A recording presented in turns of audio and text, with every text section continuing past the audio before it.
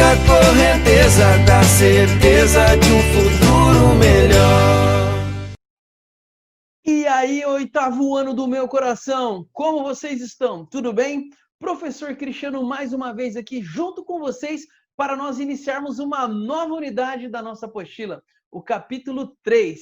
E neste capítulo nós vamos falar sobre o período joanino no Brasil, que vai de 1808 a 1821.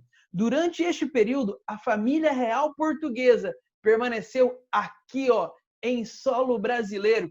E você vai entender por que isso aconteceu. Afinal de contas, neste momento em que nós estamos estudando, o Brasil era o fim do mundo. O legal era você estar na Europa e não aqui nas Américas. Por que a família real veio para o Brasil? Você vai descobrir isso e muito mais nas nossas próximas aulas. E já quero começar adiantando uma coisa para você. Esse período em que a família real portuguesa esteve aqui no Brasil foi fundamental para que o nosso território tivesse unidade. Você já reparou? Diferente das colônias espanholas, que se fragmentaram, dando origem a diversos países, a colônia portuguesa se manteve unida e formou este país com dimensões continental, que é o nosso Brasilzão, vai de guerra, como diria o meu avô, vai de guerra. Essa era a expressão utilizada pelo meu avô. Mas um país realmente com dimensões continentais. Isso foi possível, entre outros fatores, exatamente porque a família real portuguesa permaneceu aqui neste território durante o período de 1808 a 1821. Eu quero te contar essa história, mas eu quero tentar ajudar você a avançar junto comigo, porque afinal de contas, na última unidade, nós estávamos falando de eventos que ocorreram no final do século XVIII. Você se lembra? Eu apresentei para vocês o despotismo esclarecido, principalmente dentro de Portugal, ali com o Marquês de Pombal, e mostrei também algumas revoltas que aconteceram no Brasil durante o final do século XVIII. A Inconfidência Mineira, em 1789, e a Conjuração em 1798. Vamos seguindo, então, os passos a partir dali para que você consiga entender melhor. Com a morte do Dom José em Portugal, não sei se você se lembra, mas quando o Dom José morreu, quem assumiu o trono foi a sua filha, a Dona Maria. E ela não se dava muito bem com o Marquês de Pombal. Então, por conta disso, ela acabou afastando o Marquês de Pombal e assumindo o trono. Nomeando outro ministro ali, mas isso não vem ao caso agora para nós. O importante é você se lembrar que o Marquês de Pombal foi tirado da jogada. Só que é o seguinte, galera, em 1792, a Dona Maria ela foi interditada. Ela teve que abandonar o trono porque ela foi considerada louca. Ela teve ali alguns problemas mentais. Talvez nós não saibamos a morte do marido, depois a morte de um dos filhos.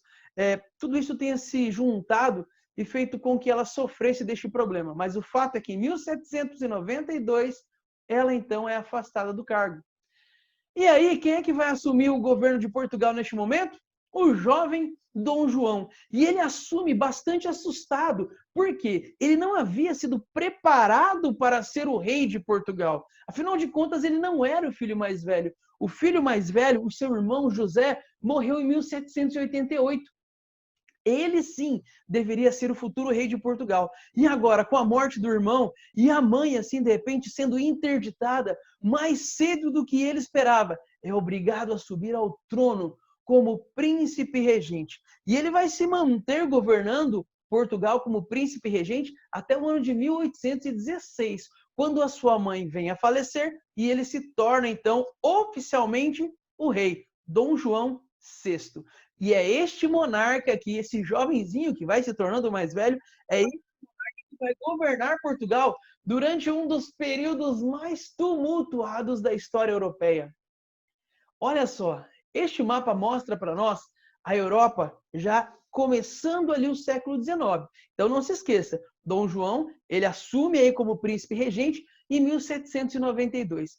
Só que em 1806 e 1807, que esse mapa mostra para nós aqui, 1807, a Europa está atravessando um momento bastante conturbado. Você se lembra? Tudo isso por conta da França. A França, que passou pela Revolução Francesa de 1789 até 1799, saiu da Revolução Francesa com um novo governante, Napoleão Bonaparte. Mãozinha para dentro, assim. E Napoleão estava causando um verdadeiro furor dentro da Europa, espalhando os ideais iluministas, mas também conquistando muitos territórios. Não sei se você se lembra, mas Napoleão conseguiu dominar praticamente toda a Europa, mas ele tinha dificuldade para conseguir dominar um território. Eu quero mostrar esse território aqui para você. Olha só, o Reino Unido, a Grã-Bretanha, a Inglaterra. Você se lembra qual foi a solução adotada por Napoleão Bonaparte para tentar controlar a Inglaterra? Bloqueio continental. Está aqui, ó, destaquei para você. Bloqueio continental em 1806. Napoleão fechou todos os portos da Europa, impedindo assim que os seus aliados comercializassem com a Inglaterra. A ideia era fazer com que, desta forma, a economia inglesa fosse pouco a pouco enfraquecendo, até que a Inglaterra perdesse essa sua posição de hegemonia, de domínio dentro do continente europeu. E os franceses esperavam dessa forma assumir o topo. Só que tem um pequeno problema. Portugal, no primeiro momento, o Dom João VI, ele vai até aderir ao bloqueio continental. Só que percebendo que Portugal começa a tomar alguns prejuízos, e aqui, galera, eu quero lembrar você de uma coisa. Lembra que o Marquês de Pombal tinha tentado mudar o esquema da economia dentro de Portugal? Você se lembra que ele havia tentado estimular o desenvolvimento de manufaturas dentro de Portugal? Pois é, ele não conseguiu levar a cabo o seu projeto. E o fato é que nesta altura, neste momento aqui, a economia portuguesa era extremamente dependente dos produtos que vinham da Inglaterra. Então, quando Napoleão Bonaparte fecha os portos, os portugueses agora não podem mais comprar os produtos ingleses. E principalmente, muitos comerciantes compravam os produtos ingleses para revender para suas colônias. Para o Brasil, por exemplo. E agora eles estavam tomando muito prejuízo. Resultado, cedendo a uma série de pressões ali por parte dos nobres portugueses, o Dom João VI começa agora, meio que escondido, negociar com a Inglaterra. Ele retoma as negociações com a Inglaterra. Quando Napoleão Bonaparte descobre isso, meu querido, minha querida, ele fica muito... É o quê? Nervoso. Nervoso demais. E o que ele faz, então? Ele resolve invadir Portugal. É isso mesmo. Ele vai resolver invadir Portugal. Vou destituir o governo português. A ideia é essa. E para poder alcançar esse objetivo, ele vai assinar o Tratado de Fontainebleau com o governo espanhol, para que o exército francês pudesse passar pelo território espanhol e chegar até Portugal. Neste meio do caminho, é claro, não sei se você se lembra daquela unidade na qual nós estudamos o governo napoleônico, o Napoleão vai destituir o rei espanhol e vai colocar no trono o seu próprio irmão. Lembra disso? Ele faz isso. Galera, é um corre-corre danado dentro de Portugal, porque o exército francês está marchando e agora a situação está ficando cada vez mais perigosa dentro de Portugal. Mas os ingleses, junto com os portugueses, começam a tramar algumas alternativas e a que se mostra mais viável é a fuga do rei para o território brasileiro. Desta forma, o grande objetivo era fazer com que Dom João não perdesse a sua coroa, não perdesse o trono português. A família real foge para o Brasil, os franceses não vão conseguir vir atrás. O território português, apesar de ser ocupado temporariamente pelos franceses, agora continua sendo posse de Portugal. E os ingleses oferecem, então, o seu exército para combater dentro de Portugal. Então, enquanto a família real está se... Opa, deixa eu voltar aqui. Enquanto a família real, no corre-corre, vai se organizar para vir para o Brasil, dentro do território português, aqui, ó, dentro do território português, nós vamos ter um combate entre as forças inglesas e as forças francesas.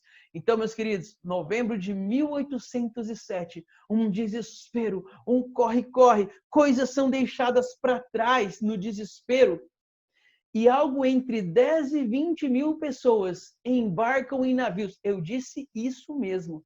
Algo entre 10 e 20 mil pessoas embarcam em navios. A corte portuguesa praticamente toda embarcam em navios rumo à colônia, rumo ao Brasil. Houve um apoio por parte da Inglaterra com navios e também com proteção para esses navios, com outros navios de guerra, de forma que a viagem se tornasse um pouco mais segura. Também para que, né, já pensou a tragédia se, sei lá, um navio afunda, é atacado por navios franceses, algo do tipo poderia acontecer. Então houve todo um suporte, mas tudo muito rápido para que a família real e a corte se deslocassem então para a América, para o Brasil. E nesse corre-corre é interessante, até a sua apostila, ela traz isso também, exemplares de livros, por exemplo, a biblioteca foi deixada, foi esquecida para trás. E outra coisa que eu vou te contar, muitos nobres encheram barris de dinheiro, de moedas, e trouxeram para o Brasil. Consequência disso aí, eu te conto na próxima aula. Olha só, caravelas ao mar, alguns meses navegando, desespero, até que em janeiro de 1808, a família real portuguesa desembarca em Salvador, na Bahia. Estava chegando aos trópicos. Uma grande recepção foi feita ali para o Dom João VI, para que ele se sentisse um pouco melhor. É claro, para os súditos, aquilo ali era um negócio impensável. Porque, galera, hoje para nós é fácil visualizarmos os nossos governantes. Você olha para o presidente Bolsonaro, você consegue vê-lo na televisão, você pode gostar dele, pode não gostar, mas é muito fácil ouvi-lo, é muito fácil vê-lo. Agora, nós estamos falando de uma época onde o governante, o rei, ele estava lá em Portugal. E não existia televisão, é óbvio, não existia meios de comunicações modernos como os que nós temos hoje. Então, o máximo que as pessoas conseguiam, muitas vezes, era observar o retrato do rei em uma moedinha. E agora a própria figura do rei está pisando em território brasileiro. Imagina que loucura que foi na época, as pessoas ali.